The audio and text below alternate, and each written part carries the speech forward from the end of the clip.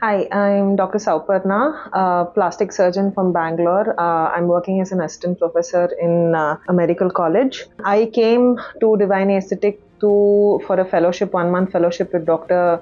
Amit Gupta. And over this 1 month, I've had exposure of gynecomastia, surgeries, liposuction, abdominal liposuction, high definition liposuction, also Brazilian butt lift, breast reduction, breast augmentation, and breast lift with augmentation. Since I am doing medical institutional practice, aesthetic patients are not do not come to us, and cases were a little exposure in these cases were a little were not the greater share of my practice. After coming here, I got the confidence to be able to move ahead in aesthetic practice. I learned from Dr. Amit the different techniques, the nuances in the techniques, and his modifications of the procedures.